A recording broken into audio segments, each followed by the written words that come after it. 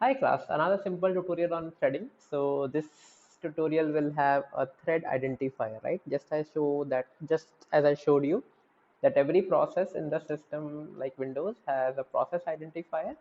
Every thread also has an identifier, right? So a very simple program. So first I'm importing the threading module and I initialize a thread with T and target as M. Sorry for the bad name of the function, right? So this is just printing the child thread and it is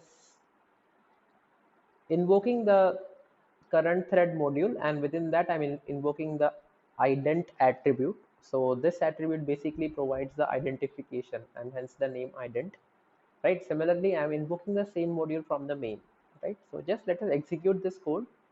So you can see in the child thread identification number is 10492, right? In the same function, since I'm executing this, so if you see the last line, I initialize a thread with the variable t.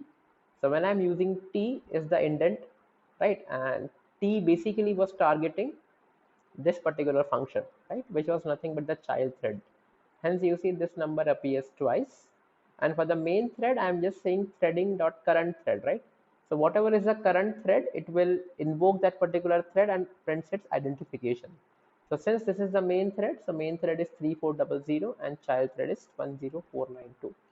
So this will change on every execution, right? So you can see the moment I'm executing it, I'm getting a new identification number each time, right?